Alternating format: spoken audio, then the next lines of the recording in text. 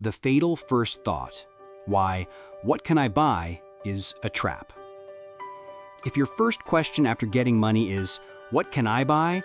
You're already poor. Not poor in your bank account, poor in your mindset. And mindset is what determines how long you stay broke or how soon you break free. Let's pause here. Think about the last time you received money. Maybe your paycheck, a bonus, a sudden sale, or someone paid you back. What was your first instinct? Did you start mentally shopping? Did you instantly think of new clothes, better gadgets, dinner at a place you usually can't afford? If that was your default response, don't feel ashamed. Feel awake. Because that very first thought is the fork in the road, the line between staying trapped or starting to take control. Why that first thought matters more than you realize. When you think of money only as something to spend, you are unconsciously accepting a role. You're not the master of money, you're its servant. That mindset keeps you reactive, always chasing, always needing more to feel okay. You're not building anything, you're maintaining survival. You're trying to patch the holes in a sinking boat instead of learning how to steer the ship. Here's the brutal truth. Poor people ask, what can this money get me now? Rich people ask, what can this money control for me later? The difference in those two questions changes everything. Your time, your stress, your options, your future. The brain has been trained to consume. Let's get real. Most of us weren't raised to think of money as a tool for power. We were trained to see it as a reward for hard work, a reward to finally treat yourself because life is stressful. And what do you do with a reward? You spend it. This training doesn't happen by accident. It's cultural. It's educational. It's emotional. You were taught to earn, spend, repeat. Because that cycle keeps you controlled. If you're always spending, you're always dependent. If you're always consuming, you're never creating. The trap of, I deserve it. One of the most dangerous lies we tell ourselves is, I work hard, I deserve this. It feels empowering, but it's actually one of the most disempowering mindsets in the world. Because what it really means is, I'm willing to trade my power for a temporary emotional high. This is how poor people stay poor even when they earn more money. The moment they get more, they just increase consumption. More income equals more bills, more upgrades, more pressure. There's no leverage, no control, no peace. Just a better decorated cage. Game, the rich control the game because they control the rules. Have you ever noticed that rich people aren't always the flashiest? The truly wealthy often dress plain. They don't rush to show off new purchases. They're not in a panic to display their status. Why? Because they're not playing the consumption game. They're playing the control game. They use money to control assets, people, systems, outcomes, and most of all, time. Where the poor spend to feel better today, the rich invest to control tomorrow. Puzzle, the hidden price of spending first. Here's something almost nobody tells you. Every dollar you spend is a choice you make to delay control. When you buy a $300 phone upgrade, you're not just spending money, you're giving up control over where that money could go. It could have bought you extra time by outsourcing a chore. It could have bought you peace of mind through an emergency fund. It could have created leverage by investing into a skill, tool, or business that gives you options. But instead, you bought a dopamine hit. And the next day, life still owns you. Brain. Break the reflex. Change the reality. The poor stay stuck not because they're lazy or unintelligent. They stay stuck because their first reaction to money is the wrong one. They were taught, get money, spend money, repeat. The rich were trained differently. Get money, protect money, direct money, multiply money, then spend what's left. And this doesn't require millions. It starts with a new mental habit. Before spending, ask, what power does this money give me? That one question changes everything. But be warned, this shift will feel uncomfortable. When you start thinking like this, people around you will call you cheap, boring, or too serious. Why? Because you're refusing to play the game of financial self-sabotage they're addicted to. You're choosing power over approval. You're choosing control over comfort. You're choosing freedom over feelings. And eventually, you'll stop just surviving life. You'll start commanding it. Money as consumption versus money as command. There are only two ways to see money: as a thing to use up or as a thing to use with purpose. The first mindset consumes. The second commands. Poor people are taught to consume. Rich people are trained to command. This one distinction changes the entire trajectory of a life. Money as consumption, the never-ending appetite. Let's break it down. When you see money as something to consume, you are always thinking in terms of, what can I eat? What can I upgrade? What can I show off? What can I escape? You don't use money with strategy. You spend money like fuel, burning through it to maintain lifestyle, image, or emotion. This mindset leads to living paycheck to paycheck, even with a decent income. Increasing your expenses the moment income rises. Feeling rich for a day, then broke the rest of the month. Always chasing comfort, but never owning stability. Why? Because money to you is ephemeral.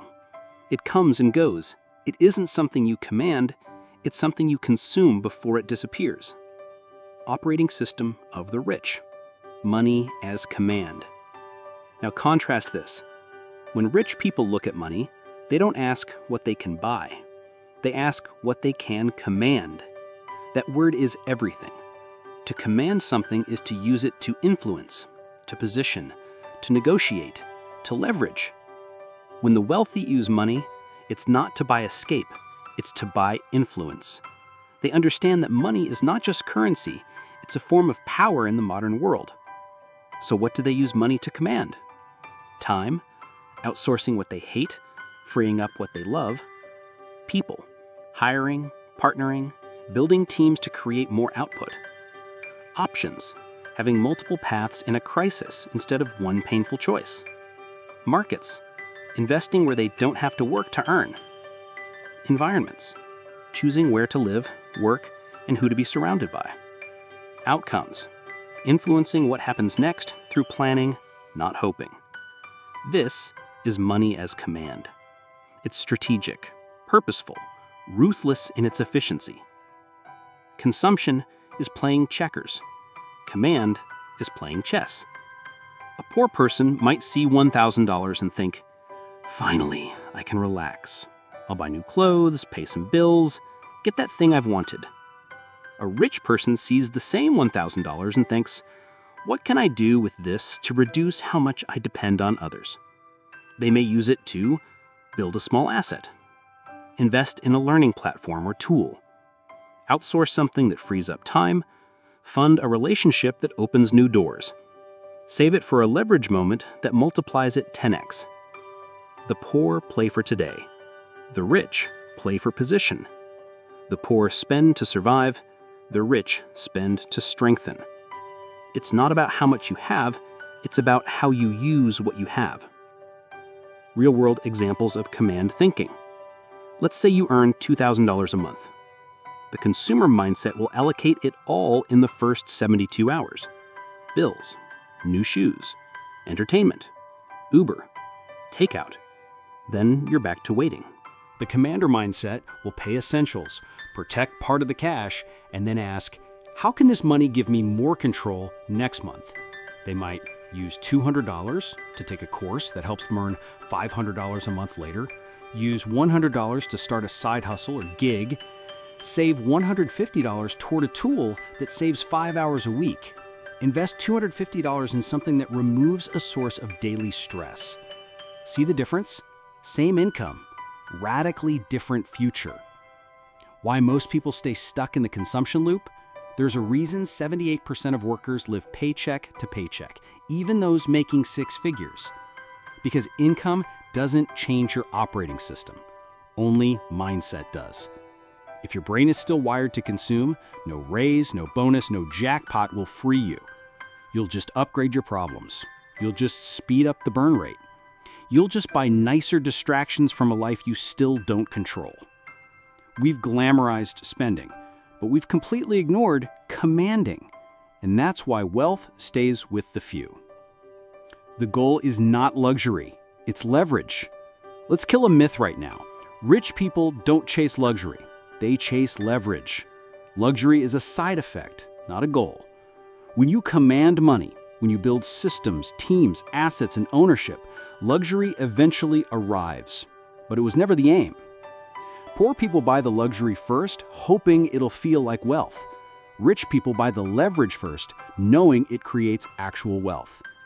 And that's why you'll see someone making $50,000 look rich on Instagram, while someone making $500,000 looks average in public but owns the building. The first one consumes money. The second one commands it. Commanding money gives you emotional peace. Let's get honest. Most financial stress doesn't come from how little you have. It comes from how little control you feel. When you command your money, when you allocate it intentionally, you feel powerful, even with less. You sleep better. You walk differently. You no longer panic at surprises. You plan for them. Control creates confidence, and confidence creates calm. Consumption creates chaos, and chaos keeps you broke. Simple shifts to move from consumption to command. Here's how you start reprogramming your brain. Before you spend anything, ask, what does this give me control over? If the answer is nothing, pause. Protect part of every dollar you earn, even if it's small. You're training your mind to command, not consume. Spend less on pleasure, more on power. Buy things that give you options, skills, or leverage, not just escape. Measure life in freedom, not stuff. Ask, am I buying control or distraction? Start small, but start now. Command isn't about having more. It's about using better. Final thought for this chapter. If your relationship with money is still based on what you can spend, you are voluntarily handing over your power. But if you start seeing money as a tool you command, you become the author of your life, not the victim of your expenses. Command money or be commanded by it. The choice is always yours. The psychology of spending, why it feels so good and so dangerous. Spending money feels amazing. There's no point denying it. That rush when you hit buy now, that thrill of holding something new, that temporary high of feeling in control, even if just for a moment. But here's the catch. Most people don't spend money to solve a problem. They spend to soothe a feeling. And that's where the trap begins. Your brain is wired for the short-term hit. Every time you spend money, especially on something pleasurable, your brain gets a dopamine hit. This is the same chemical released when you eat sugar, scroll social media, receive a compliment, win a bet, use certain substances. It feels good, fast. But like all dopamine-driven actions, it wears off quickly, which means your brain wants more. You start to associate spending with relief. Not logic, not growth, not purpose, just relief. This is how money becomes emotional, not strategic. The emotional cycle that keeps you broke. Let's look at a common loop. You feel tired, overwhelmed, or invisible. You tell yourself, I deserve something. You spend, maybe on food, clothes, gadgets, entertainment. You feel briefly powerful. But then the guilt hits. You worry about bills, savings, debt. The stress returns, and the cycle begins again.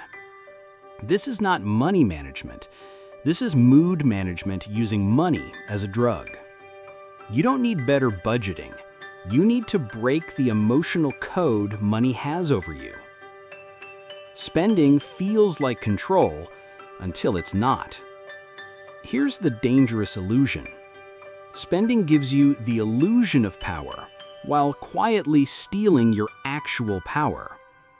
It makes you feel like you're making a choice, but really you're reacting to emotion. True power is not in how easily you can spend. It's in how deliberately you can choose not to. The rich feel powerful because they can say no. The poor try to feel powerful by saying yes to every little craving. The hidden cost of emotional spending. Let's say you emotionally spend $20 every day on small indulgences. Takeout you don't need, coffee upgrades, impulse buys on shopping apps, streaming subscriptions you barely use. That's over $600 a month, $7,200 a year. In 10 years, over $70,000 gone, and you barely remember where it went. Now imagine using that $70,000 to build an emergency fund, pay off debt, launch a business, invest in a cash-flowing asset, fund freedom from a toxic job. That's the cost of emotional blindness with money. You don't lose wealth in one big mistake. You lose it in thousands of tiny, emotionally driven decisions. Why the poor are targeted emotionally. Ever notice how advertising targets the insecure, the lonely, the tired, and the anxious? Because those are the most likely to spend emotionally.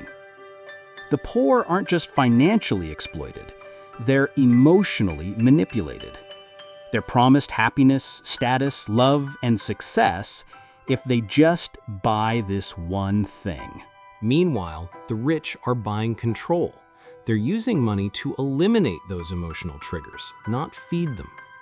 Awareness is the first escape. You cannot fix what you don't understand. Start by noticing your emotional money patterns. What emotions trigger your spending? What times of day are you most vulnerable? What purchases do you regret most? What do you tell yourself to justify it? This isn't about guilt. It's about regaining control, because once you see it clearly, you can interrupt the loop. Reframe. Spend to solve a problem, not to soothe a feeling. Here's a powerful rule to adopt. If it solves a problem, it's strategic. If it soothes a feeling, it's emotional. Before any non-essential purchase, ask yourself, what problem does this solve? Will I care about this in 7 days, 7 months? Am I buying this because I feel empty or because I need it? If the answer feels emotional, wait 24 hours. Give your brain space to come down from the dopamine high. If it still feels worth it, then consider it. But most of the time, you'll forget you even wanted it. That's how short-term our desires are. Build an identity that doesn't need retail therapy. Let's get deeper. If you always need to spend to feel good about yourself, then your identity is fragile. Rich people don't need to prove wealth. They need to protect it. Their self-worth isn't attached to how often they swipe a card. It's attached to how much control they have over their time, energy, and focus. Your goal shouldn't be to spend more. It should be to need less. That's where real emotional wealth begins. How to break the emotional spending habit. Here are real, actionable steps. Track emotional spending for 30 days. Write down every time you spend from stress, boredom, guilt, or sadness. Create a cooling off rule. Wait 24 to 48 hours before any non-essential buy. Replace the trigger. When you feel the urge to spend, do something else. Journal, walk, clean, call someone. Name your money goals. When your goals are clear, you'll resist distractions more easily. Create control purchases. Budget for things that add control, not just pleasure. Final thought for this chapter. Spending money will always feel good. That's how it's designed. But if you spend every dollar chasing a feeling, you'll never build a life that actually feels free. So the next time you feel the urge to spend, pause. Ask yourself, is this solving something or just saving me from sitting with my feelings? That question alone might save you tens of thousands of dollars. And even more than that, it might just save your future. Control is the currency of the rich. In the world of the wealthy, money isn't about comfort. It's about control. Control of time, control of options, control of people, systems, outcomes, and most importantly, self. Money isn't the goal. Control is. Money is just how they buy it. This mindset is what makes the rich richer, even in crises. Because while the poor focus on what money can buy, the rich focus on what money can control. Target, the real purpose of wealth, command, not consumption. Ask a poor person why they want more money, and you'll often hear, to buy a nicer car, to live in a better place, to take care of my bills, to feel less stressed. All valid, all emotional, all reactive. Ask a wealthy person and you'll hear, to buy back my time, to own my schedule, to expand my influence, to protect my family's future, to remove uncertainty. The rich don't chase things, they chase positioning. Because control means they can dictate how life happens, not just react to it. The three core areas rich people use money to control. Let's break it down. 1. Time. They use money to eliminate tasks they don't want to do. They hire people, build systems, and buy time-saving tools. They're not too busy, they buy out of being busy. Environment. They choose where to live, who to live near, and what they're exposed to. They don't endure toxic workplaces, they leave or build their own. They aren't forced into chaos, they design calm. Leverage. They invest in businesses, systems, and assets that work for them. They gain power through ownership, not labor. They don't trade time for money, they trade strategy for freedom. These three dimensions are not about wealth, they're about power. Power over your life, power over your direction, power over your mind. Control equals freedom, not money. Here's the truth most people miss. You don't want money. You want what you think money gives you, freedom. But only control leads to freedom, not spending. You can earn $20,000 per month and still be a slave to bills, bosses, and burnout. You can make $2,000 per month and still be in control if you live simply, spend wisely, and own your time. The difference isn't the amount, it's the authority. Money without control is just shiny slavery. How the rich use control to win quietly. The wealthy are rarely loud about their power. Why? Because true control doesn't need validation. They don't flex cars to feel better. They own parking lots and collect checks from people who do. They don't show off clothes. They invest in brands and let others wear their value. They don't compete on appearance. They win in silence because they control what others depend on. Control brings peace, and peace is the most valuable luxury of all. Why control is better than comfort. Poor people often spend money to feel better. A meal, a massage, a new phone, a vacation. But these are just breaks from pressure, not solutions to pressure. The rich solve the problem at the root. They don't buy comfort, they buy control of the source of discomfort. Instead of taking a vacation from a toxic job, they create a way to leave it. Instead of taking a loan to feel free, they eliminate the need for debt. Instead of upgrading distractions, they reduce obligations. Comfort fades, control compounds. Why the poor rarely buy control. The truth is hard. Poor people don't buy control because they've never been taught it's for sale. They're taught to chase relief, to buy treats, not tools, to work harder, not smarter, to settle for just enough, not position for complete command. This isn't stupidity, it's programming. From school, from media, from generational patterns. And to break it, you don't need a windfall, you need a new lens. Start asking, does this give me more control or just more comfort? Does this make me the owner or the renter?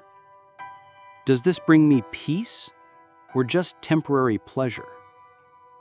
Those questions shift your entire financial path. The control loop that builds wealth. Let's visualize how the rich use money differently. Money buys control. Control buys peace, leverage, and options. Leverage creates more money. More money equals more control. Repeat. This is the wealth flywheel. But the poor get stuck in the opposite loop. Money buys pleasure. Pleasure fades and bills remain. Stress increases, spending continues. Debt rises, options shrink. Repeat. That's the poverty flywheel. And the exit isn't more effort, it's more strategy. Start buying control, even in small ways. You don't need millions to begin this shift. Start small, but intentional. Examples. Use $50 a month to outsource a stressful task. Invest $100 a month into an asset that compounds. Use time to learn skills that reduce dependence on your job. Say no to unnecessary spending and yes to longer-term positioning. Choose friends, mentors, and habits that build your ability to command life. These small decisions accumulate. They build power. They build clarity. They build freedom through control. Final thought for this chapter. If you want to know who wins in life, don't ask who has the most money. Ask who has the most control. Control over their time. Control over their emotions. Control over what happens next. The poor seek money to escape life. The rich seek control to design it. And that's the true currency of the wealthy. Not cash, not status, not luxury, but control. What rich people buy first, before they ever buy luxury? Here's a truth that might shock you. The rich don't buy luxury first.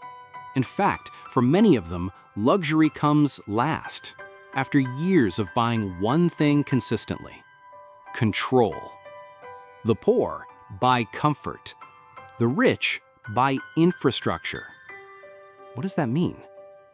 It means while the poor use their first real money to upgrade how they live, the rich use their first real money to upgrade how they operate. They're not thinking about pleasure, they're thinking about power. The first purchases of the wealthy. Before any designer bag, before the dream car, before the vacation home, the wealthy buy time. by outsourcing, delegating, or automating tasks. Information through courses, coaching, connections, and books. Freedom from dependency by building assets, side income, or savings. Mental space by reducing stress, eliminating unnecessary obligations. Systems that generate income or reduce effort. These aren't sexy, they don't photograph well, but they're what actually make luxury possible later. Poor people buy signs of wealth. Rich people buy sources of wealth. Let's be clear. Poor and middle-class people often chase the appearance of success because they've never seen the process. They think rich equals fancy car. But in reality, the car came after years of buying boring things. Marketing software, financial advisors, tax optimization, silent equity in businesses, time-saving services, sleep. Yes, some rich people literally spend more money protecting their sleep than poor people spend on their entire week. Because they understand, the earlier you buy control, the sooner you'll afford luxury without fear of losing it. The infrastructure the rich build before the mansion. If you strip away the glamour, here's what many rich people invest in before luxury. Legal structure, corporations, trusts, LLCs, tax shelters. Cash buffers, emergency funds that can sustain their life for years. Skill stacking, constant learning to stay relevant and irreplaceable.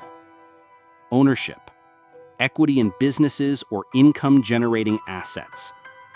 Personal assistance to free up hours that generate far more than they cost. Therapy or coaching to eliminate self-sabotage early. These are not expenses. They are force multipliers. They take your time, energy, and potential and increase the output dramatically. And none of it is visible to the public, which is why most people never copy it. They don't know it exists. The poor spend to escape. The rich spend to expand. Let's say a poor person earns an extra $5,000. Their instinct? Upgrade the car. Book a trip. Replace the old phone. Celebrate. A rich person earns the same $5,000. Their instinct? Can I hire someone to save me time? Can I use this to build a new income stream? Can this lower my tax burden next year? Can I acquire something that appreciates? The difference isn't money. It's intention. The poor want to feel something. The rich want to build something. Wealth that's built in silence lasts longer. Most of what rich people buy in their early journey never shows up on social media because it's invisible. Assets, teams, intellectual property, residual income, automation systems, financial literacy. Meanwhile, poor people often announce every purchase because they need external validation. They've been trained to measure success by what others can see. The rich measure success by what no one can take away.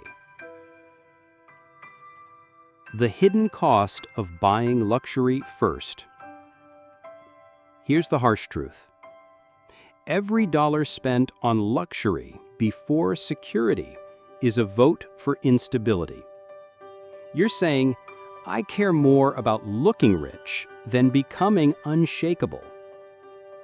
I want praise now instead of power later.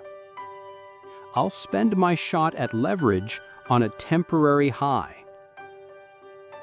The rich know luxury is fragile without foundation. One bad quarter, one lawsuit, one recession, and the flex disappears.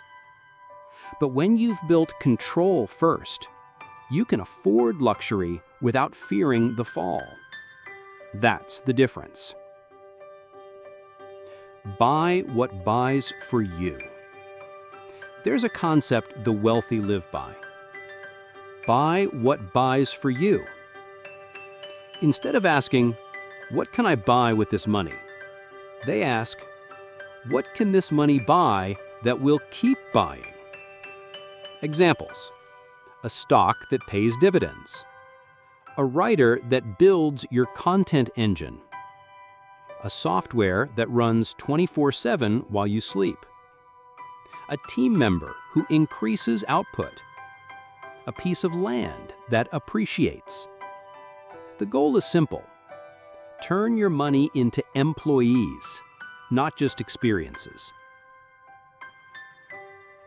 What you should buy first if you want to build like the rich. Let's get practical. If you're early in your journey, start here. Buy back time, even 1 hour per week. Outsource chores. Buy simplicity. Buy skills that increase earning power. Coding, writing, selling, design, leadership. Buy silence. Eliminate distractions. Cancel subscriptions. Reduce noise. Buy control. Even $100 saved is a vote for independence. Buy clarity. Hire a coach. Take a course. Join a group of builders. These aren't things you consume. They're things you command. Final thought for this chapter. The rich don't start with yachts. They start with systems. They don't look rich on day one. They look boring. Because they're quietly building empires underground. Until one day, the mansion just makes sense. So the next time you get a raise, a bonus, or a bit of extra cash, don't ask, "What can I finally buy?" Ask, "What can I buy that buys for me forever?" That's how wealth begins, and that's how control grows. Escape versus empowerment, two opposite uses of money. There are two ways people use money: to escape or to empower, and these two paths create completely different lives. One leads to temporary comfort, the other leads to lasting control. Poor people, whether consciously or not, tend to use money as an escape hatch. Rich people use money as a construction tool to build power, position, and independence. Same dollars, radically different outcomes. Using money to escape, the default for the struggling. Let's talk about the most common behavior. People earn money and immediately think, how can I reward myself? How can I feel better today? How can I make this stress go away for now? So they spend. On clothes to feel seen, on food to feel good, on trips to feel free, on gadgets to feel relevant. It's all emotional, all reactive, all escapes from deeper problems: boredom, fear, anxiety, shame. But here's the cruel trick. None of it actually fixes what's broken. It just numbs it, temporarily. And when the money runs out, the problems are still there, only now there's less money to deal with them. Using money to empower, the mindset of the builder. Now look at the wealthy. They earn money and think, how can I turn this into more power? How can I remove a weakness in my life? What part of my future does this money unlock? Instead of buying escape, they buy enhancement. They use money to learn new skills, gain new leverage, remove bottlenecks, protect themselves from emergencies, invest in platforms, tools, or systems that multiply their effort. They don't use money to avoid discomfort. They use money to build capacity to handle discomfort better. That's empowerment. Escape is short-term relief. Empowerment is long-term relief. Here's how you know the difference. Situation, escape mindset, empowerment mindset. Job stress, vacation, shopping. Build skills, plan exit. Financial anxiety, spend to feel better. Save, invest, seek counsel. Low self-worth, buy a luxury item. Improve fitness, mindset, purpose. Time burnout, Binge watch, order out. Delegate, restructure schedule. One relieves symptoms, one addresses the root. The poor chase the symptom fix, the rich fix the source of the problem. The hidden danger of using money to run away. Let's say you hate your job. You earn a bit of money, and your instinct is, let me take a break, I've earned it. So you spend the weekend escaping.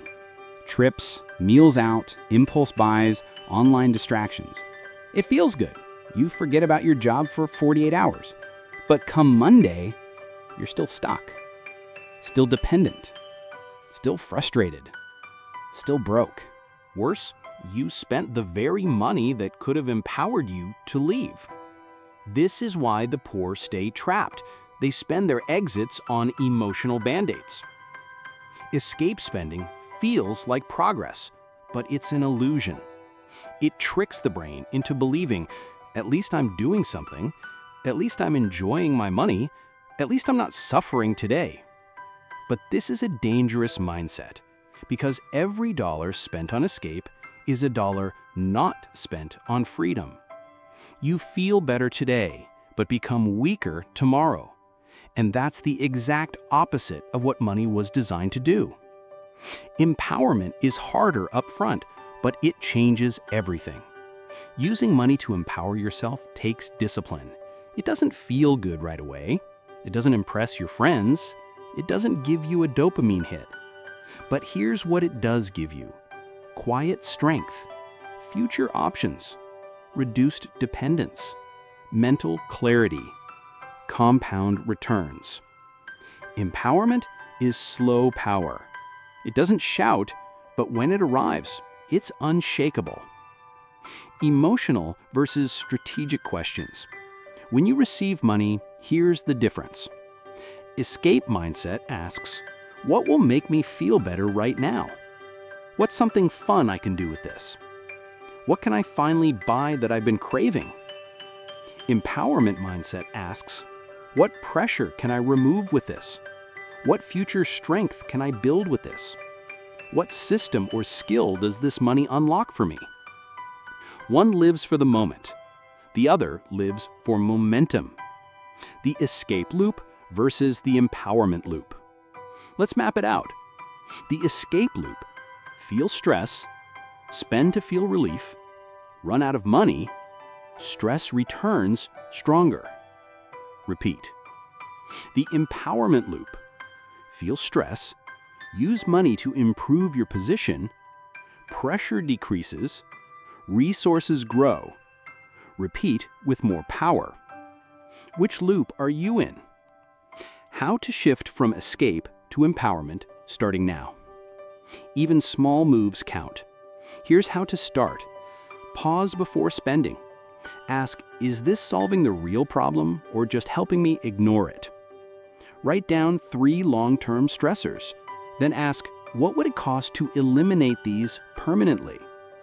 Divide your income intentionally. Set a portion aside every month purely for empowerment moves, learning, systems, assets. Celebrate progress, not pleasure. Feel proud when you say no to temporary highs in favor of future power. Track empowerment investments. List every way you used money to reduce pressure or increase options. Review monthly. Final thought for this chapter. You can spend money to feel like you're winning, or you can spend money to actually win. Escape is addictive. Empowerment is transformative. One is sugar. The other is strength training. So the next time money lands in your hands, ask yourself, will I spend this to forget who I am or to become who I'm meant to be? That question will change your entire life trajectory. The silent power of ownership. You can have a great salary and still be broke. You can drive a luxury car and still have no freedom. You can wear designer clothes and still be a prisoner of your job. Why? Because you don't own anything. Ownership is the difference between looking rich and being powerful. And the wealthiest people know this. Control doesn't come from what you use. Control comes from what you own. Ownership is silent but supreme. Think about this. You can rent the nicest apartment, but if the landlord says you're out, you're out. You can drive the flashiest car, but if it's leased, it's not yours. You can earn 6 figures at a top company, but if your boss lets you go, your income vanishes overnight. Ownership means no one can take it from you. It gives you leverage, protection, and long-term stability, quietly. It's not loud, it's not viral, but it's powerful. What the rich aim to own that the poor often ignore? Rich people are obsessed with owning key parts of their life. Not renting, not borrowing, not depending. Here's what they seek to own early. Their time, by creating income streams that don't require constant labor. Their skill sets, by mastering irreplaceable talents. Their environment, by choosing where and how they live. Their schedule, by avoiding commitments they don't control. Their business or equity, owning a piece of what produces money. Their identity, not relying on status symbols for self-worth. Meanwhile, most poor people are taught to consume, not to claim. They're encouraged to enjoy life without ever owning the life they enjoy. The high cost of always borrowing. Let's get real. When you don't own, you pay more in the long run, you lose leverage in every negotiation, you're always at someone else's mercy, you're renting stability, never building it. It may feel flexible now, but long-term it's expensive and disempowering. You can't build legacy on borrowed ground. Why ownership equals leverage? Let's break down what leverage really is. Leverage means you get more output from the same input. Ownership gives you that leverage. Examples: own a property, it appreciates and generates rental income. Own your calendar, you choose high-return tasks, not reactive work. Own equity in a business, it grows even when you're not working. Own your audience, email list, followers. You can monetize again and again. Own your habits and mindset. No one can manipulate your emotions. When you own, you're no longer just working hard. You're working with force multipliers. Why ownership brings inner peace. Ever wonder why the rich seem calmer? It's not the money. It's the stability that ownership brings. They don't panic over rent increases. They don't live paycheck to paycheck. They're not trapped in environments they hate. They don't need to please bosses they don't respect. They own the key pillars of their life, so they move with confidence, not desperation. This is why you feel chaos even when you earn more, because you're still renting everything you depend on. Invisible ownership is the most powerful kind. Here's what most people don't get. The most valuable forms of ownership aren't always physical.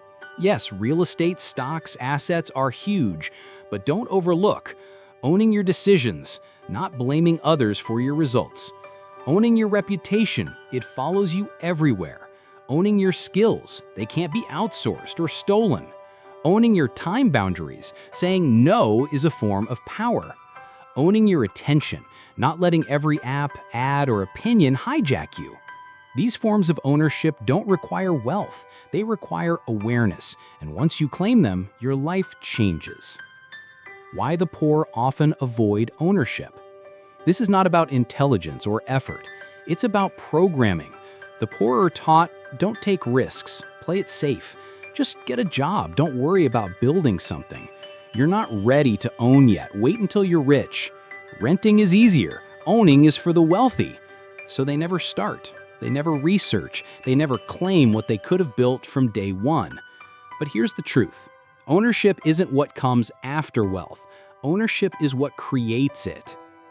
How to start owning your life even with limited money. You can start right now. Here's how. Own your skills. Choose one high-value skill and master it. Make it yours, irreplaceable. Own your schedule. Even with a job, block time for your priorities, not just obligations. Own something digital. Start a blog, a YouTube channel, a product, a side hustle, anything that scales. Own your mindset. Stop saying, I can't afford. Start asking, how can I earn this? Own a percent of your income. Always keep a portion. Don't give 100% of your money away to bills and expenses. Own your relationships. Surround yourself with people who build, not drain. Own your future. Set a clear 1-year, 5-year, 10-year vision and defend it from distractions. Ownership is not a destination. It's a practice. You don't arrive at ownership. You build it, brick by brick. It's a decision you make daily to keep what matters, to build what lasts, to protect what empowers, to let go of what weakens you. The rich start small too, but they start early and never stop owning.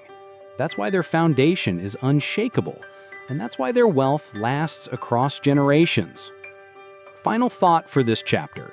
If you don't own anything, you'll always be controlled by everything. People, schedules, stress, systems. But when you start owning, even just small things, you stop drifting through life. You start driving it. Don't just look rich. Own your peace. Own your path. Own your power. That's the silent strength the rich build behind the scenes. And now it's your turn. Why the rich stay calm and the poor stay reactive? Ever wonder why the wealthy always seem calm? Why they rarely panic, rarely rush, rarely get pulled into chaos? It's not because life never throws them curveballs. It's because they've positioned themselves ahead of the chaos. Calm is not a personality trait. It's a byproduct of control. Panic is not weakness. It's a symptom of living in reaction mode. And this is where the divide between rich and poor becomes painfully clear. The poor react.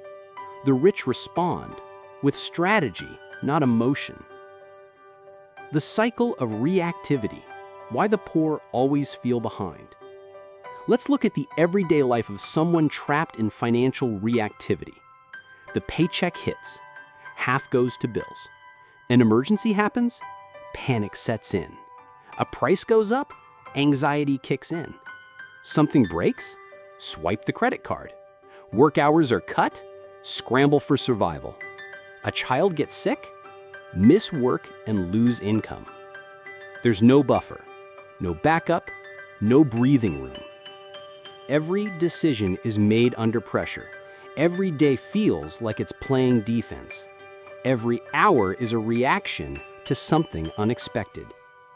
This is not laziness, it's lack of strategic margin. Why reactivity drains more than just money? Living in reaction mode is exhausting.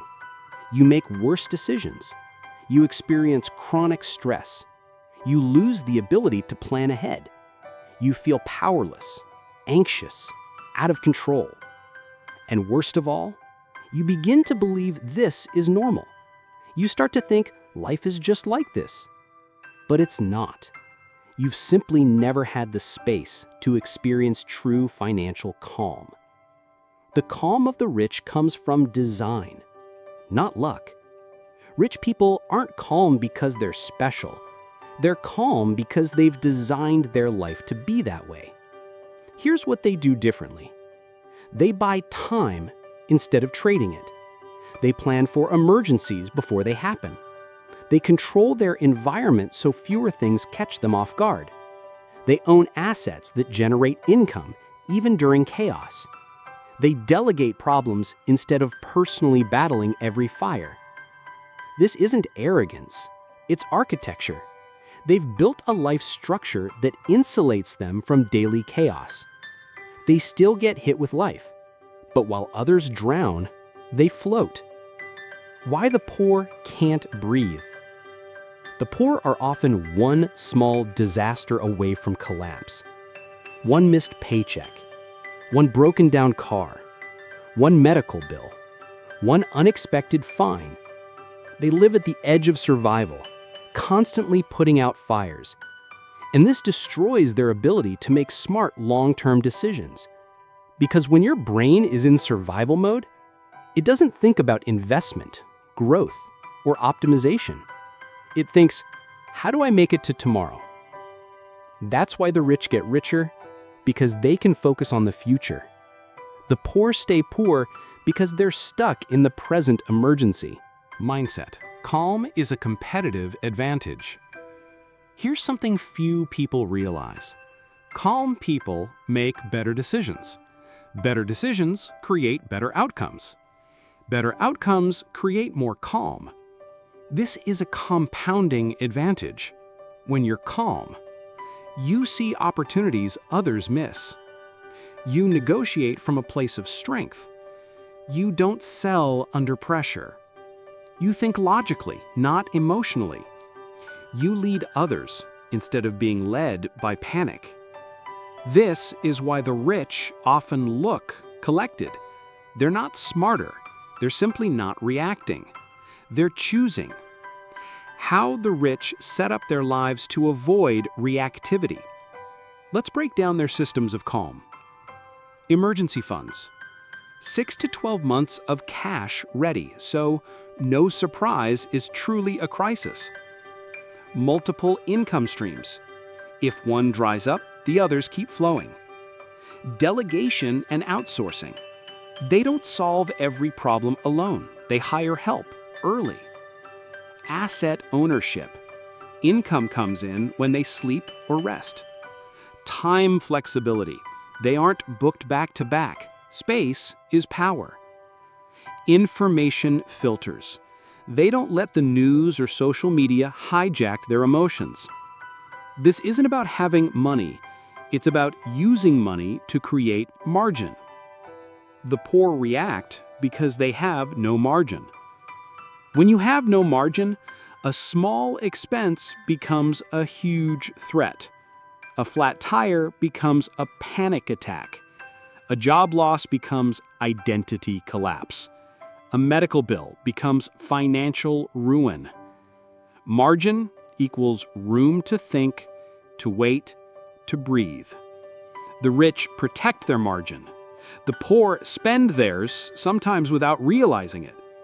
That's why building calm starts with this question. Where am I overcommitted, underprepared, or overexposed? How to build financial calm even if you're not rich yet? Start here. Build a micro emergency fund. Even $500 can change how you respond to crisis. Automate your bills and savings. Reduce decision fatigue and emotional friction. Create buffer time in your schedule. Don't book your life back to back. Leave space. Cancel what drains energy.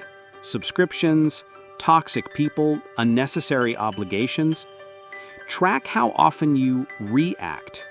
Awareness is the first step to replacing chaos with clarity. Say no more often. Reactivity comes from overpromising. Calm comes from boundaries. From panic to power. Rewiring the default. When something goes wrong, train yourself to pause and ask, do I need to react or can I respond? Is this urgent or just loud?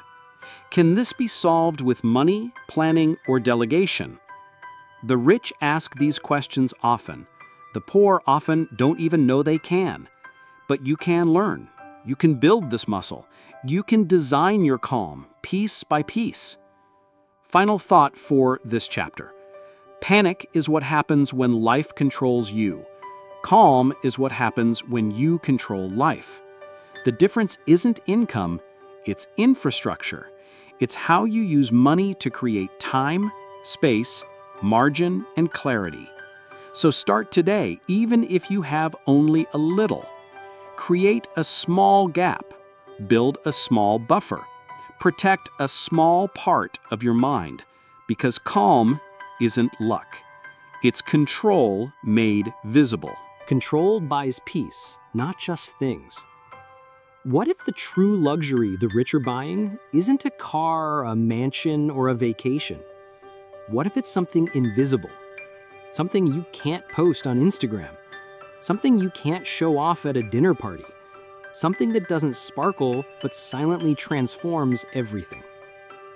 The rich don't chase things, they chase peace, and they use control to buy it. The real reason the rich don't panic. Most people think the rich stay calm because they have more money, but that's only half the story. The real reason is this: they don't feel trapped. They're not beholden to a boss. They're not worried about next month's bills. They're not juggling 5 overdue payments. They're not making life decisions out of fear. They have control over their time, finances, environment, and choices. And that control breeds peace. Peace is not the absence of problems. It's the presence of power. What poor and middle-class people mistake for peace. Poor and middle-class people are taught that peace comes from having a weekend off, taking a vacation once a year, upgrading to a nicer apartment, finally paying off a big debt, getting approval from others. But these are just moments of relief, not sustainable peace. They're borrowed, they're fragile, they're easily destroyed by the next crisis. True peace doesn't come from finishing a to-do list. It comes from knowing no one can take your life from you because you own it. Peace comes from structure, not stuff. Ask someone rich what makes them sleep well at night, and you'll rarely hear, "my car, my designer watch, the latest tech." Instead, you'll hear, "my emergency fund gives me peace. My business runs even when I'm offline. I could take 6 months off and still be okay. I'm not afraid of losing my job. I own my income. I don't depend on anyone's permission to live well." That's not luck. That's engineered peace built through control. Control brings the 3 types of peace everyone craves. Mental peace. You're not constantly calculating whether you can afford something. You don't fear unexpected bills. You don't feel behind every single day. Emotional peace. You don't make decisions from fear. You're not resentful of your obligations. You can say no without guilt. Strategic peace. You have plans, not just reactions. You have buffers, backups, and systems. You're ready for storms because you built the shelter in advance. This kind of peace can't be bought directly. It must be constructed through intentional control of your life. The lie. I'll be at peace when I have more money. This is one of the biggest illusions people believe. They think peace is a number. Once I hit $100,000 in the bank, once I make 6 figures, once I pay off my debt. But here's what happens. They reach the number and still feel stressed, still overcommitted, still trapped in obligations they don't control. Because peace was never about the amount. It was about the alignment between your life and your priorities. And that only happens when you take control. How the rich build peace before they buy pleasure. Here's what most people don't see behind the scenes. Before buying luxury, the rich first buy debt freedom, so their income isn't already promised. Emergency savings, so they don't panic at surprises. Multiple income streams, so they're not fragile. Control of time, so they're not overbooked. Control of schedule, so they don't chase permission. Control of location, so they can escape stress environments. Then, and only then, do they start upgrading comfort. Because peace comes first. Pleasure comes after. Poor people reverse this and never feel either one fully. Without control, peace is always temporary. You can take the nicest vacation on earth, but if your phone buzzes with work emergencies, you're not free. You can live in a beautiful apartment, but if you're one layoff away from losing it, you're not safe. You can make a lot of money, but if every dollar is spoken for, you're not rich. Peace that can be taken away was never really peace to begin with. That's why the rich build foundations, They don't decorate chaos, they eliminate it. How to start buying peace, even on a budget. Peace isn't reserved for millionaires. You can begin buying it today in small and powerful ways. Start a peace fund. Put aside a small amount of money that exists only to remove stress. Automate your bills. Reduce mental clutter. One less thing to react to. Cancel what adds chaos. That toxic group chat, that overcommitment, that thing you dread every week. Protect your mornings. Control your first 30 minutes each day. Start with power, not panic. Say no to purchases that don't bring clarity. If it adds maintenance, debt, or noise, it's not peace. Prioritize margin, not maximums. Leave space in your calendar, your wallet, your mind. These aren't luxuries, they're acts of self-respect. Questions that lead to real peace. Before making any financial decision, ask, will this give me peace or just a moment of escape? Will this reduce chaos or increase it later? Am I buying silence or more noise? Am I solving the root or feeding the symptom? The more you ask these, the more you'll shift from survival to serenity. Final thought for this chapter. Peace is not a product, it's a position, and control is how you earn it. The poor keep chasing things to feel better. The rich chase clarity, space, and stability because they know a calm mind, a clear calendar, a crisis that doesn't shake you, a life that doesn't need to be escaped. That's wealth. So the next time you ask, what should I do with this money? Try this answer. Buy myself some peace and protect it. The power of saying no, a privilege money buys. No is one of the most powerful words in the world, but not everyone is free to say it. When you're broke, overcommitted, or desperate, you say yes out of fear. Yes to the job you hate. Yes to the client who disrespects you. Yes to the toxic relationship. Yes to overtime when your health is crumbling. Yes to obligations that drain you. Why? Because you feel like you can't afford to say no. Poor people survive on yes. Rich people thrive on no. Saying no is a sign of control. When you can say no to opportunities that don't align, clients who undervalue you, friends who waste your energy, spending that ruins your future, schedules that burn you out, you've taken back control of your life.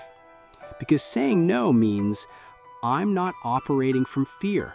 I have options. I'm protecting something more valuable than approval, my peace. Poor people are forced into yes. Let's be real. When you have no money saved, when you have no backup plan, when you live paycheck to paycheck, when you owe more than you own, you don't have the luxury of no. You feel cornered, trapped, powerless. And that's how people end up staying in jobs they hate, accepting disrespect, working overtime while neglecting their health, saying yes to every dollar even if it costs them their dignity. This is financial slavery in disguise. Not because they're not hardworking, but because they've never had the power to choose. The rich use money to protect their right to say no. The rich don't say no because they're arrogant. They say no because they can, because they've built income streams that don't depend on any one client, saved enough to walk away from toxic deals, bought back their time so they don't run on panic, structure their life to support their values, not just their bills. Their no isn't rude, it's intentional. It says, I know what I want, I know what I'm worth, and I won't trade peace for pressure. Saying no builds the life you actually want. Here's what few people realize. Every yes is a trade-off. When you say yes to something, you're saying no to something else. Say yes to toxic work. Say no to mental health. Say yes to fast money. Say no to long-term strategy. Say yes to distractions. Say no to your dream. Rich people guard their yes carefully because they know where you say yes defines your trajectory. No is the tool that keeps you on course. Imagine you're sailing across the ocean. Every time you say yes to a detour, you drift miles off course. Every time you say yes to someone else's agenda, your own gets delayed. Every time you say yes to short-term comfort, your long-term clarity suffers. The poor drift. The rich steer. And they steer by saying no, often, early, and without guilt. D. Yes feels good now. No feels right later. Yes is easy. It pleases people. It keeps you liked. It avoids confrontation. But often, it buries you. No feels awkward, uncomfortable, selfish even. But it saves you from burnout, from being used, from living a life that's not yours. And once you see the power in no, you start to feel a new kind of freedom. E. How the rich practice saying no. They don't just say no, they design their life to support it. They create buffers, emergency funds, time margins, and systems that make no less risky. They set boundaries. What they accept, what they tolerate, what they decline, all are clear. They simplify. Fewer distractions equals fewer unnecessary choices equals more clarity. They pre-commit. They know what matters. So saying no to what doesn't becomes automatic. They protect decision energy. They don't respond to every message, email, or invitation. Silence is a form of no.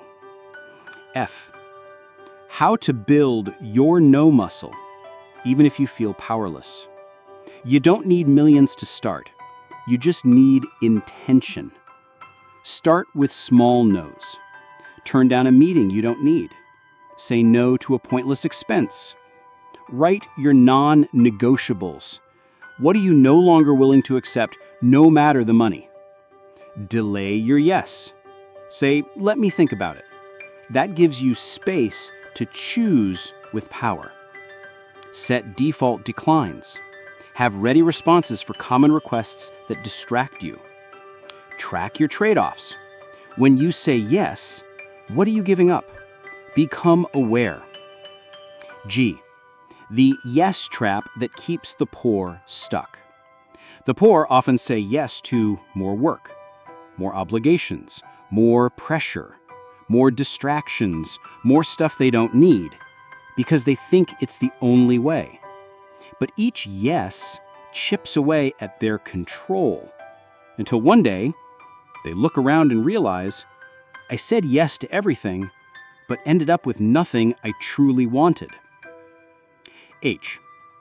Final thought for this chapter. No is not rejection. It's redirection. It's the doorway to clarity, sanity, and freedom. And if money does one thing well, it's that it buys back your ability to say no without fear. So don't chase more yes moments. Build the life where your no is respected, not feared. Because the richest thing you'll ever own isn't a house, a watch, or a car. It's the right to say no and mean it. Money as a weapon versus money as a shield. Money is not just a currency, it's a tool. And how you use that tool defines the shape of your life. You can use money like a weapon to impress, to attack, to gamble, to overreach. Or you can use money like a shield to protect, to secure, to insulate, to build quietly. The poor often use money to prove something. The rich use money to protect something. One burns fast, the other lasts. When money becomes a weapon. When you have a weapon in your hand, what's your first instinct? Show it off. Point it. Use it, even recklessly. Prove power. That's how many people treat money. Blow it fast to look rich. Use it to win short-term battles like status, arguments, attention. Spend it aggressively to hide insecurity. Take financial risks to feel bold. But the problem with using money as a weapon is this. It attracts conflict, burns bridges, and leaves you exposed. It might win you attention today, but it won't protect you tomorrow. Now, think of a shield. It's not flashy, it's not loud, but it absorbs impact. It protects the mission. It allows you to endure. The rich use money like this. They use it to create financial buffers, insure against disaster, protect their family from sudden chaos, guard their focus from distractions, preserve their mental energy. Their wealth may not be visible, but it's fortified. And in a crisis, they don't react. They stay calm because their shield is already up. Why poor people use money as a weapon? Because they're taught to prove they're not poor, even if they are.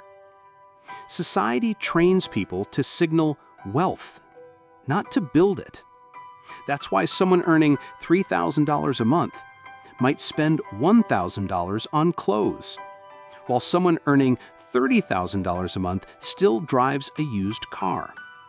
It's not about the car. It's about the psychology behind the purchase.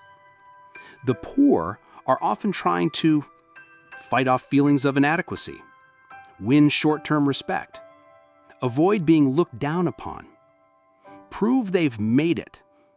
So they weaponize money to attack poverty emotionally, not practically. And the tragedy is, they lose the very thing that could have saved them: financial defense. Weapons are flashy. Shields are quiet. Weapons get applause, attract envy, feed ego, win for a moment. Shields get ignored, go unnoticed, protect silently, win for a lifetime. This is why the rich often look boring, but build unstoppable momentum behind the scenes. While others chase likes, they're buying longevity. Weaponized money leads to destruction. Money used as a weapon often leads to overconfidence. I can afford this, so I should. Over-leverage, borrowing to look successful. Overexposure, no safety net, just surface-level wealth. Overreaction, spending to escape, not to plan. Overcompensation, if I spend enough, I'll feel better. But all of this collapses the moment something goes wrong. A medical bill, a job loss, a family emergency, a recession, a mistake. Suddenly, the weapon vanishes. And with no shield, you're exposed. Why shields create real power? Shields are not exciting, but they let you do what matters. Take smart risks. Sleep at night. Say no to toxic people. Wait for the right opportunity, not the urgent one.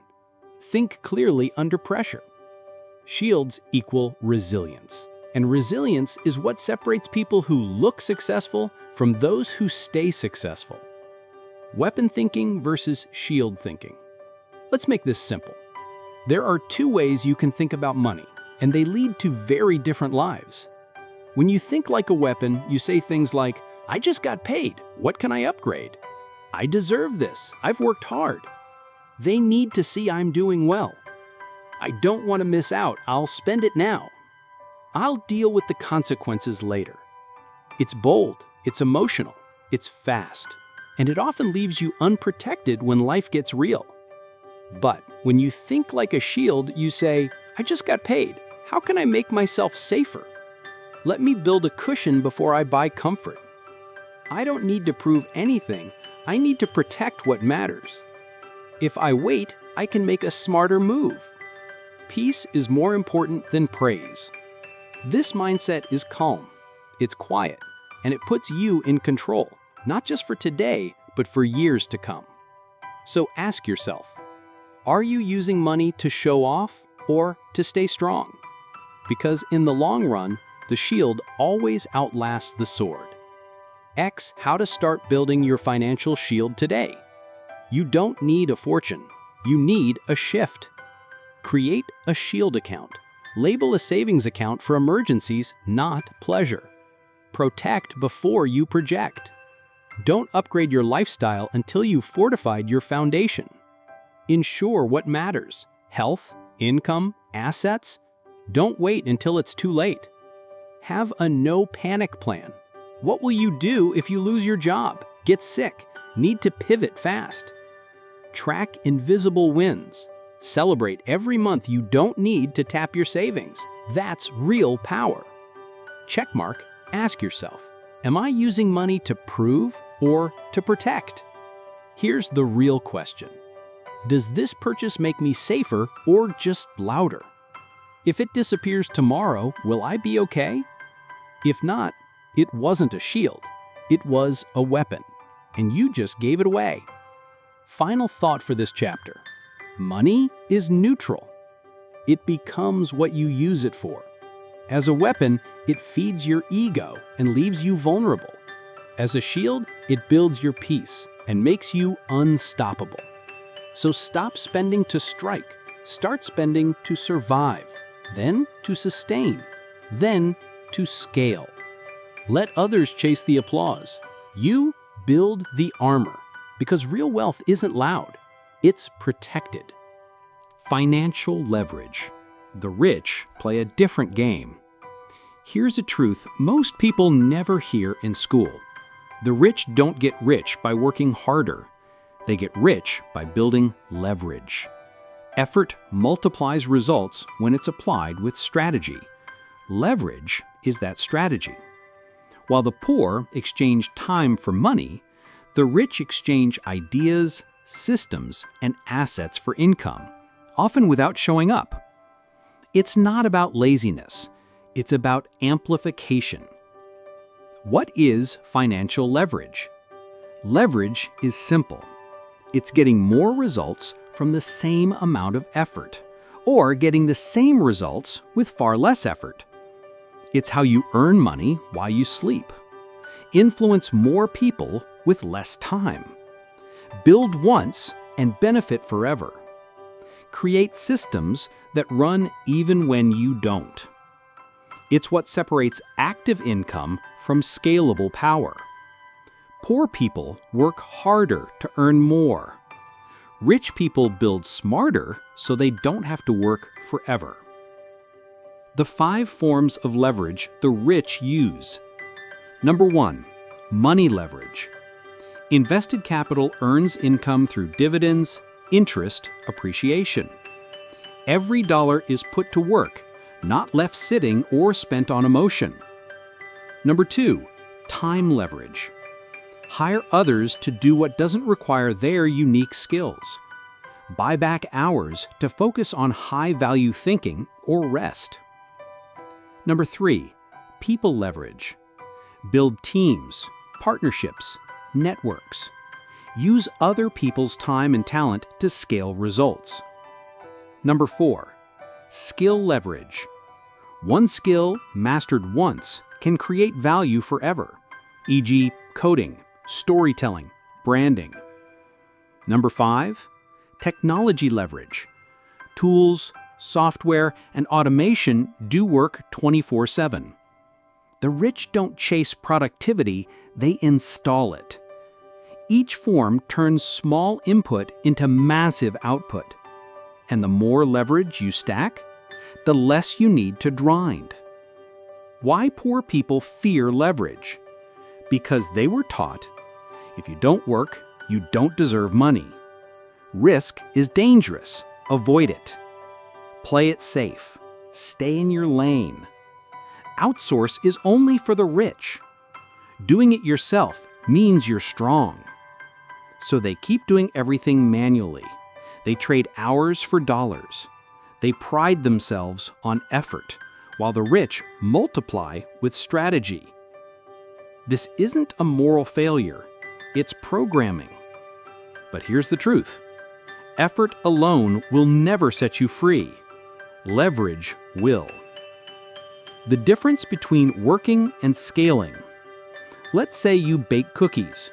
If you sell them one by one, you work for each dollar. If you teach a course on baking, your income scales. If you license your recipe to a brand, it works without you. If you build a team and a storefront, you've leveraged others. If you automate ordering with a website, you've added tech leverage. Same skill, but one stays small, the other builds an empire. That's what the rich understand. Don't just earn, multiply. The leverage ladder, how the rich build. The poor work harder. The middle class work smarter. But the rich build ladders. Here's how they climb. Earn money actively through jobs, side hustles, skills. Save and protect margin. Create breathing room. Invest in tools and systems that reduce labor and increase return. Hire and delegate. Buy back their own time. Own scalable assets, products, platforms, audiences, investments. Let wealth compound. Money grows money, influence grows influence. This takes time, but once built, it works harder than any human can. Why you can't outwork a system. Let's say two people want to earn $10,000 a month. One works 3 jobs, 70 hours a week, burns out in 6 months. The other builds a course that sells passively while they sleep. Guess who lasts longer? Guess who has time to think, rest, grow, and plan? Systems win every time. The poor try to outgrind the game. The rich build the game to serve them. What happens without leverage? Without leverage, you always need to show up to earn. You feel guilty resting. You hit income ceilings fast. You burn out and fall behind. Your future depends on energy, not structure. That's why the hardest working people are often the most exhausted and still broke, because they never stop to ask, what's doing the work when I'm not? How to start building leverage. No matter where you are, you can start. Automate one task. Bills, savings, messages. Free up brain space. Document what you repeat. Turn it into a system, then delegate or scale it. Build once, use many times. Write an email template. Create a reusable offer. Record one great video. Start a digital asset. Blog, course, product, newsletter, even if small. Learn high leverage skills. Copywriting, automation, coding, branding, investing. Say no to work that doesn't scale. Time sucks are traps. Choose what multiplies, not just what pays. From worker to architect. The poor think like laborers. How much will I get paid for this hour? The rich think like architects. What can I build once that pays forever? This shift in thinking creates new opportunities.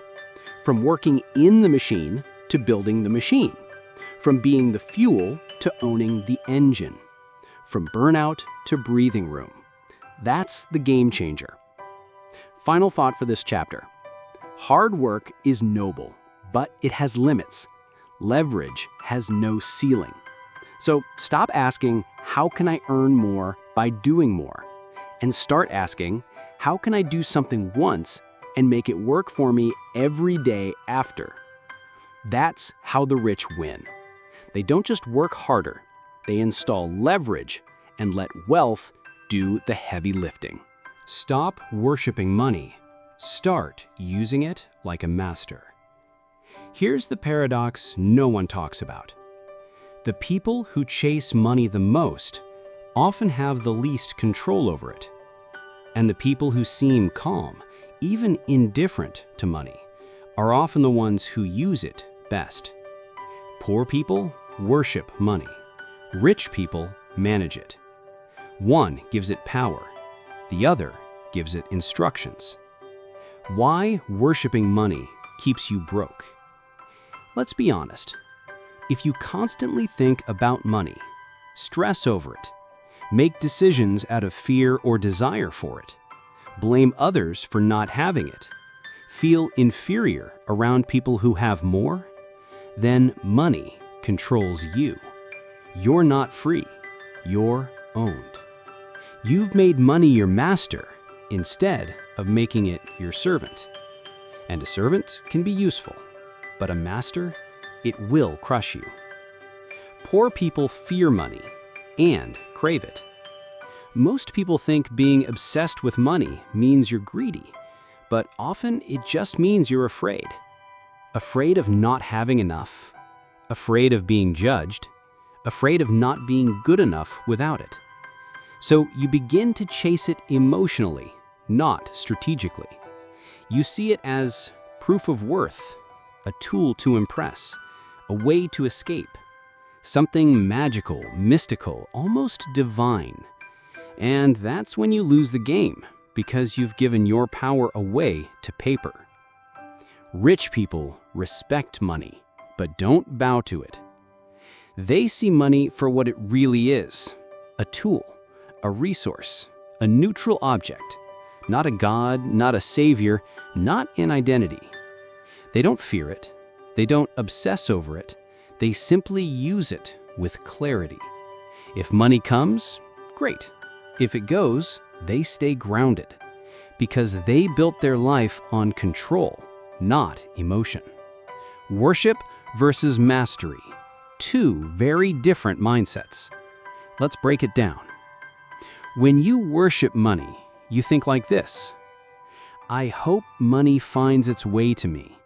If I just had more, I'd feel safe. Money will fix everything. More money means more happiness. Once I'm rich, then I'll feel worthy. Sounds familiar? That's a mindset based on fear and fantasy. You're chasing money, not directing it.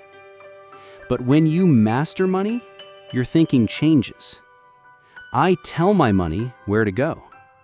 Safety comes from strategy, not from income alone. Money solves problems I've planned for. Happiness comes from alignment, not a number. My value isn't defined by my bank account. This is calm. This is clear. This is control. So, here's the question. Are you hoping money will save you, or are you learning to lead it? Because money isn't a god to worship. It's a tool to master. And the moment you stop chasing, you finally start choosing. The hidden danger of chasing money blindly. When you worship money, you take jobs you hate just for a paycheck. You stay in relationships that destroy you for financial safety. You spend to impress people you don't even like. You compromise values just to get ahead. You believe wealth equals virtue. And every time you reach a new level, the fear stays because the mindset never changed. You didn't become a master. You just became a slave with a higher income. Money is a hammer. You decide what it builds. Think of money like a hammer. In the wrong hands, it destroys. In the right hands, it builds. In careless hands, it injures. In skilled hands, it creates leverage. The problem is never the hammer. It's how you hold it. So ask yourself, do I use money to control my life? Or does money control the way I live? Stop romanticizing wealth. Money is not a cure for emptiness, a shortcut to peace, a measure of your value, a guarantee of security, a reason to feel superior. It's just a resource. And like any resource, it can be managed, multiplied, wasted, weaponized, or mastered. But it doesn't care who you are. It obeys only clarity, discipline, and direction. How to use money like a master? Detach emotion from money decisions. Never decide based on fear, desperation, or ego. Name every dollar. Give it a job. Invest, save, grow, protect, empower. Don't let it wander. Never spend to prove. If the purchase validates your worth, it owns you. Build systems, not superstition. Use budgets, automation, and habits, not hope. Audit your money stories. Ask, where did I learn this belief about money? Does it still serve me? Practice neutral language. Instead of saying, I'm bad with money, say, I'm learning to lead my finances. Shift from emotion to execution. Every time you want to react emotionally to money, pause and ask, what's the outcome I really want? What's the next strategic step? Is this a move of mastery or of emotional desperation? This is how you reclaim control, moment by moment. Final mindset shift. You are the master, not the money. Say this out loud. Money is a tool. It works for me. I do not fear it. I do not worship it. I lead it. I use it. I multiply it. And I never let it define me. Because when you take money off the pedestal, you can finally put it in its proper place, in your hands, doing what you decide. That's what mastery looks like. That's what real freedom feels like. Flip the script. How to start thinking like the wealthy today. You've heard the difference. Now it's time to live the difference. This final chapter isn't about theory. It's about action. Because you don't need to be rich to think like the rich. But you do need to flip the script from survival to strategy. The rich aren't special. They're just intentional. So if you're ready to shift your mindset, here's how you begin, one decision at a time. Reset step 1. Pause the consumer reflex. Every time you touch money, stop. Don't ask, what can I buy? What do I deserve? What am I missing? Instead ask, what power does this money give me? This one question alone breaks the old programming, the habit of spending to feel better, and it opens the door to thinking like a leader, not a reactor. Target step 2. Define your command center. The rich don't wing it. They build a control panel for their money. You need to know what comes in, what goes out, what grows, what protects, what multiplies, what leaks. Without this clarity, you'll keep chasing more and never controlling what you have. So today, write it out. On paper, on screen, anywhere. Your money map. Know it, own it. Build step 3. Build control before comfort. You don't need luxury right now. You need leverage. Before you upgrade your phone, upgrade your financial buffer. Before you book a vacation, build your automation system. Before you chase fun, chase freedom. Every dollar is a vote. Vote for control, not just pleasure. Vote for ownership, not just escape. Because once control is in place, pleasure becomes sustainable, not dangerous. Think, step 4.